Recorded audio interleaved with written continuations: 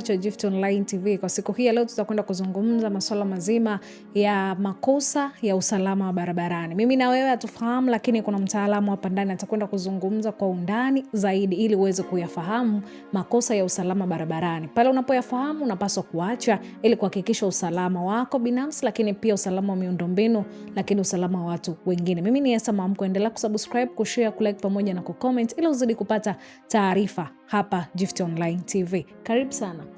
Asante sana ndugu mtangazaji. Ndio. Kwa majina naitwa Sergeant Samora Jonathan. Ndio. Natokea kitengo cha usalama barabarani, elimu ya kwa umma katika mkoa wetu huu wa Kilimanjaro. Ndio. Ndio. Karibu sana kuzungumza mada ambayo nasema yajue makosa ya usalama barabarani. Ni kweli kama ambavyo umetambulishwa ya kwamba leo ninazungumzia yajue makosa ya uvunjifu wa sheria za usalama barabarani. Ndio. Na kwa kupitia sheria yetu ya usalama barabarani ile sura ya 168 kama ambavyo imefanyiwa marekebisho na mapitio mwaka 2023, sheria ile imeweza kuelezea na kuyataja makosa ambayo yanayoakisi uvunjaji wa sheria za usalama barabarani. Na katika hayo makosa yamegawanyika katika makundi mbalimbali. Okay. Tuna yale makosa ambayo tunasema ni makosa hatarishi yanayopelekea kutokea kwa ajali za barabarani. Ndiyo. Ambayo nayo yametajwa katika sheria ile usalama barabarani. Okay. Kwamba makosa yale yamekuwa yakichangia kwa kiasi kikubwa kutokea kwa hizi ajali za barabarani. Okay. Tuna makosa kama vile mwendo kasi. Ndiyo. Yani mtu anaendesha chombo cha moto kupita kiwango cha mwendo kilichowekwa na wenye mamlaka. Okay. Aidha mamlaka za barabara au mamlaka ambazo zinazosimamia sheria. Okay. Tuna makosa kama vile matumizi ya pombe au madawa ya kulevya. Ndiyo. Yako baadhi ya makosa ambayo makosa hayo ni hatarishi, ikiwemo kosa hili la dereva kuendesha chombo cha moto akiwa ametumia ulevi wa pombe ama madawa ya kulevya. Okay. Vile vile tuna makosa kama vile kuyapita au kuvipita vyombo vingine barabarani pasipo kuchukua tahadhari. Okay. Haya yote ni makosa ambayo nazungumzia, ni makosa yale hatarishi yanayochangia kwa kiasi kikubwa kutokea kwa ajali za barabarani. Na makosa haya yameweza kuelezwa katika sheria hii ya usalama barabarani sura ya 168. Okay. Vile vile tuna makosa kama vile matumizi mabaya barabara. Tumekuwa tukiona wengine wamekuwa wakipaki vyombo vya moto maeneo ambayo sio ya maegesho. Au mengine wamekuwa wakifanya makosa ambayo yanaathiri na kuvunja sheria za usalama barabarani. Okay. Au yanaathiri watumiaji wengine wa barabara. Ndiyo. Vile vile tuna makosa kama vile yanayohusiana na masuala mazima ya leseni za udereva. Okay. Masuala yanayohusiana na leseni za udereva, yani unakuta mtu anaendesha chombo cha moto pasipokuwa na leseni, au mtu anaendesha chombo cha moto pasipokuwa na leseni daraja stahiki inayomruhusu mtu huyu aweze kuendesha chombo kile cha moto. Lakini tuna makosa mengine mbalimbali kama vile kuendesha chombo cha moto kwa njia hatarishi. Okay. Tuna makosa mengine ya kwa mfano mtu anaendesha chombo cha moto kikiwa ni kibovu. Okay. Kwamba chombo cha moto kinatumika barabarani kikiwa ni kibovu, nayo sheria imeweza kuelezea. Kuna mtu anaendesha chombo cha moto pasipo kufunga mkanda. Okay. Kuendesha chombo cha moto kwa kuzidisha abiria. Ndiyo. Kubeba abiria kwenye gari la mizigo. Kubeba abiria kubeba mizigo kwenye gari la abiria. Okay. Vile vile kuna makosa mengine ambayo nayo yametajwa katika sheria hii ya usalama barabarani pamoja na sheria nyingine, mfano kama kuendesha chombo cha moto pasipokuwa na bima. Okay.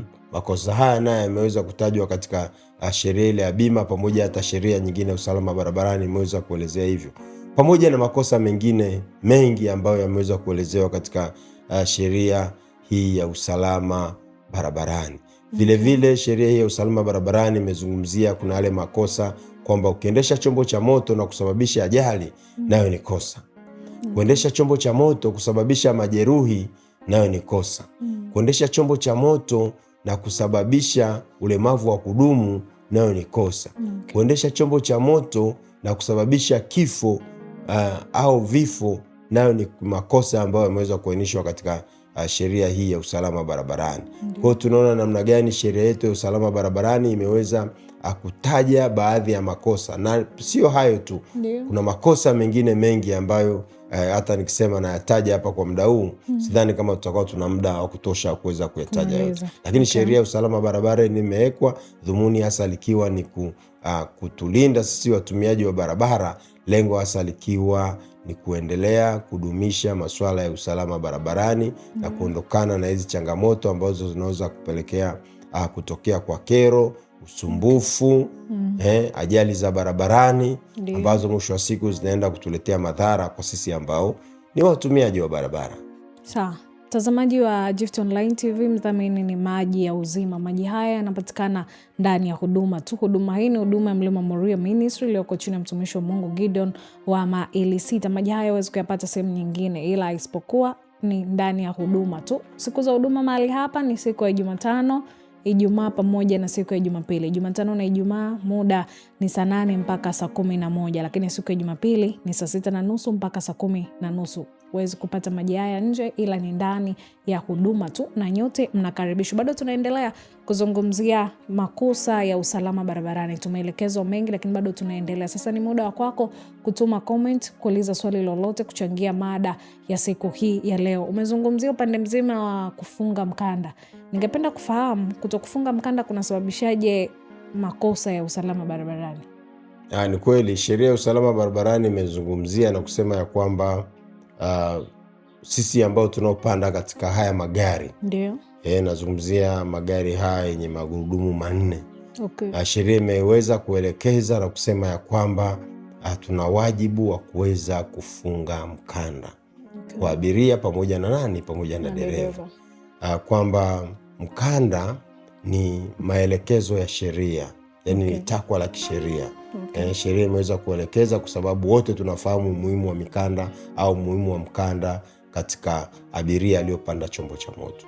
Kwa hiyo mkanda ni miongoni mwa makosa ambayo yametajwa katika sheria ya usalama barabarani, ambaye endapo kama kuna ambaye hajazingatia basi anaenda kuwajibishwa na dereva.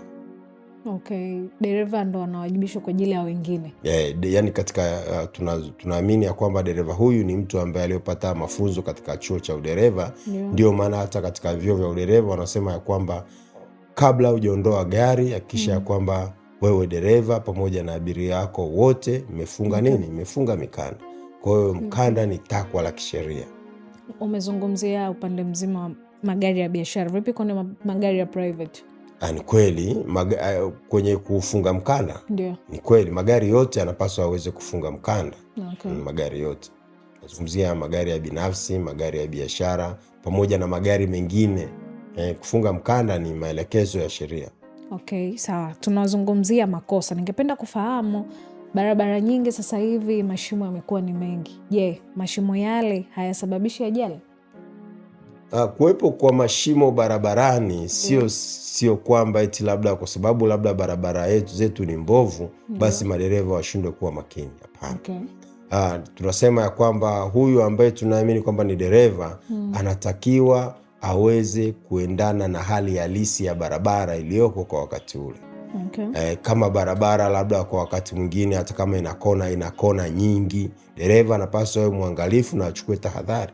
Wakati mwingine sio mashimo tu, kuna barabara zetu kipindi kingine unakuta miundombinu yake sio rafiki, labda mvua imenyesha, barabara zile ni za kiwango cha udongo, barabara zinateleza. Cha msingi ni dereva kuwa makini tu nyakati zote anapokabiliana na hali ya barabara jinsi ilivyo kwa wakati huo.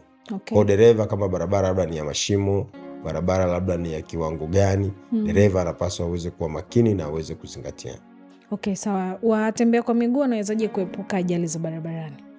Watembea kwa miguu wanapaswa waweze kuepuka ajali za barabarani kwa kuzingatia matumizi sahihi ya barabara kwa watembea kwa miguu. Ikiwa namaanisha ya kwamba sisi kama kundi la watembea kwa miguu tunapokuwa tunatembea barabarani, basi ni vyema tukatembea ule upande wa kulia wa barabara na tuweze kuwa waangalifu. Lakini sambamba na hilo, watembea kwa miguu tunapaswa tuweze kuwa waangalifu pale tunapovuka barabara. Okay. Kwa hiyo tunapaswa tuweze kuwa makini, tunapaswa tuweze kuwa waangalifu, lengo hasa likiwa ni kuepukana na hizi changamoto ambazo zinazohusisha ili kundi la watembea kwa miguu kugongwa na magari. Lakini mbali na hilo, sheria ya usalama barabarani sura ya 168 kupitia kile kifungu cha 77 kimezungumzia kila mtumiaji wa barabara anapaswa kuwa makini, kuwa mwangalifu, achukue tahadhari. Lengo hasa likiwa ni kuepukana madhara ya ajali za barabarani kwa ajili ya kulinda usalama wake, usalama wa kile chombo au usalama wa watumiaji wengine wa barabara. Kwa hiyo sisi wote ambao ni watumiaji wa barabara tunapaswa tuweze kuliona hilo na tuweze kuliangalia hilo. Sawa, tumeona mmeweza kupita shule mbalimbali kwa ajili ya kutoa elimu. Ningependa kufahamu tofauti kati ya elimu mnayowapa wanafunzi, tukiongelea watoto, na elimu mnayowapa watu wazima. Tofauti yake ni nini? Na katika hizo tofauti ningependa pia kufahamu wapi ni mabalozi wazuri kati ya watoto na watu wazima wale sasa wenye majukumu yao. Wapi ni mabalozi wazuri katika usalama wa barabarani? Kwanza kabisa, elimu ambayo tunayoitoa kwa wanafunzi inalenga kwa ajili ya kuweza kuwafanya waweze kujua matumizi sahihi ya barabara. Ndio. Hilo la kwanza. Lakini la pili, tunatoa elimu kwa wanafunzi wale, lengo hasa likiwa ni kuwaandaa hapo baadaye waweze kuwa watumiaji sahihi wa barabara. Wasijue sheria za usalama barabarani, wajue makundi yanayotumia barabara, wajue namna ya kuweza kuwa mabalozi wazuri kwa wenzao. Tunasema baadaye waweze kuwa ni wanajamii ambayo wakuweza kufuata nini? Kufuata sheria. Hilo la kwanza. Kwa hawa watu wazima ni kwamba tunawapa elimu ili waweze kufanya matumizi sahihi ya barabara.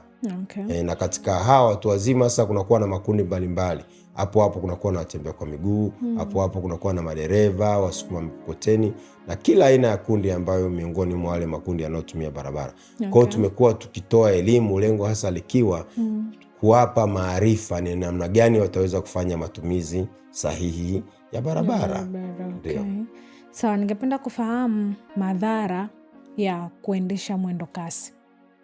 Madhara yapo kuendesha chombo cha moto mwendo kasi. Madhara kwanza ni pamoja na kwamba dereva anaweza akakishindwa kukimudu chombo chake na mwisho wa siku kile chombo kikawa au kikapata ajali. Hilo la kwanza. Ndio. Madhara ya kuendesha mwendo kasi, panapotokea ajali, ajali inaweza kapelekea kutokea kwa majeruhi. Ajali inaweza kapelekea kutokea kwa uharibifu wa mali ambacho ni kile chombo. Ajali inaweza kupelekea kwa vifo. Ajali inaweza kupelekea kwa walemavu wa kudumu. Na hata wakati mwingine ajali inaweza kupelekea kutokea kwa nini? Uharibifu wa miundombinu. Uharibifu wa miundombinu kwa sababu gani?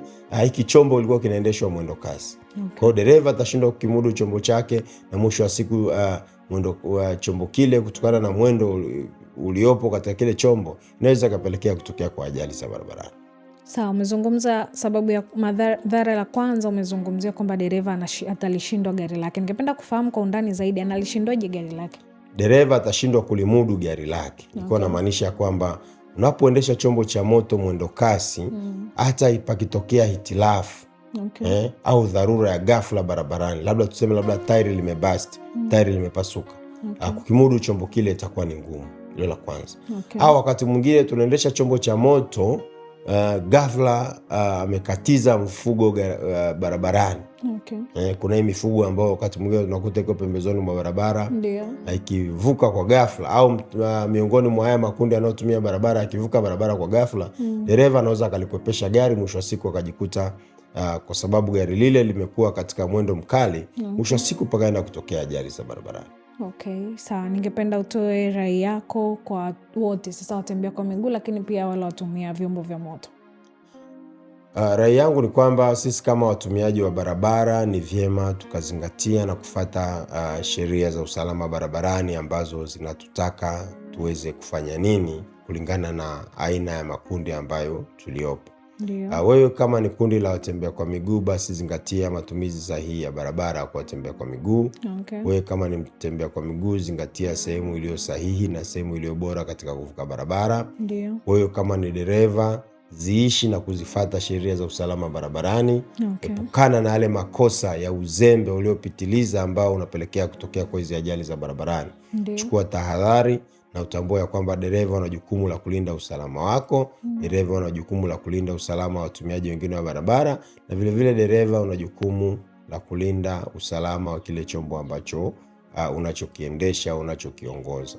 Kwa kila kundi linalotumia barabara wajitathmini, wachukue tahadhari, wawe makini, wawe waangalifu, lengo hasa likiwa ni kuepukana na hizi changamoto za ajali za barabarani. Okay, ni shukuru sana kwa kuzidi kutoa elimu, na imani watazamaji wa Gift Online TV wamejifunza mengi, wameelewa mengi. Asante sana. Watazamaji wa Gift Online TV, tumefika tamati kwa siku hii ya leo. Endelea kusubscribe, kushare, kulike pamoja na kucomment. Asante.